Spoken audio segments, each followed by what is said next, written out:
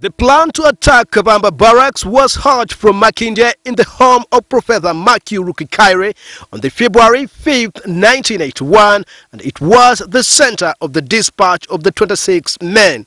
We boarded into a closed trailer driven by now Brigadier Andrew Rutaya, and we drove to Masaka. When we reached a place called Nyendo, we branched towards the Kabamba area, and when we reached at a place called Makore, we reorganized ourselves.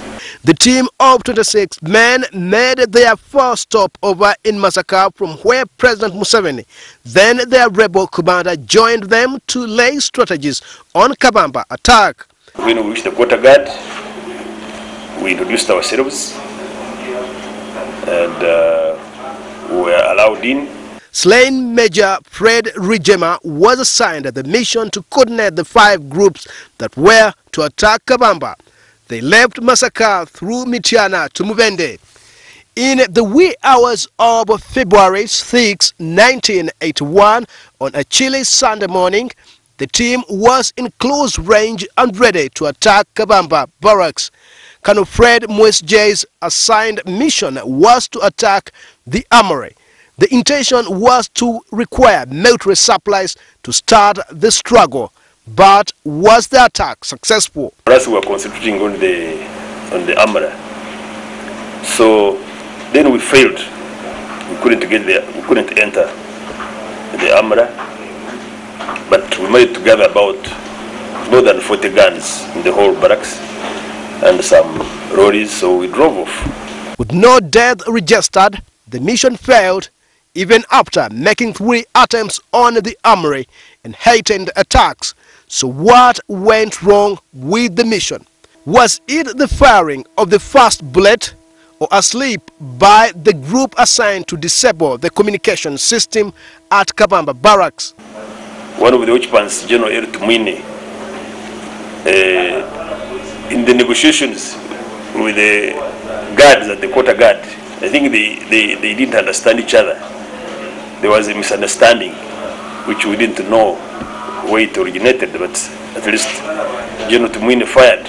While Colonel Fred Mwesje alleges that General Eli Tumwine has never offered satisfactory reason as to why he had to pick a misunderstanding with a Tanzanian soldier was manning security at the quarter guard and fired off the first bullet that paralyzed the mission. General El Tumwine, in an interview with us, denies failing to justify cause of the first bullet. It was the beginning. Daring, yes, but as I said, it was, when you think about it, it was a bit recklessness. In spite of the counter-arguments on who was squarely to blame for the failed attack on the Kabamba Barracks, the 26 gunmen tactically withdrew on realizing that the attack would not be sustainable.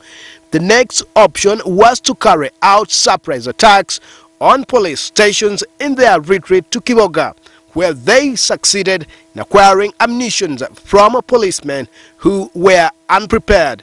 Kiboga and Luwero turned out to be the hub of their concentration and recruitment center.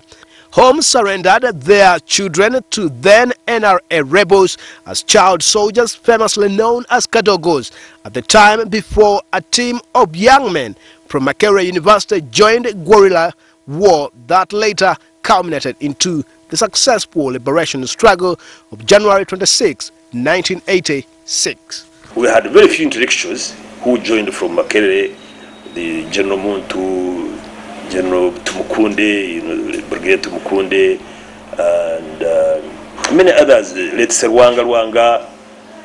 All those came, there were about 40 of them. Others have died. They joined us, and it was a very good boost. They became political commissars, they became intelligence officers, some became commanders. They were then described as a ragtag force and began a process of rebuilding itself into a professional army. We are quite advanced. At East African community level, we've done so much together. with the sister armed forces of Rwanda, Burundi, Kenya, Tanzania, and Uganda. Uganda had then pockets of different rebel forces, and 2 dead, 2 others still survive, but pose not serious threat. There was the force Obote Back, the Uganda National Liberation Front, the National Army to Liberate Uganda, NALU, the Holy Spirit Movement, the Lord's Resistance Army, and Allied Democratic Force, among others. All these rebel forces adopted the guerrilla warfare strategy.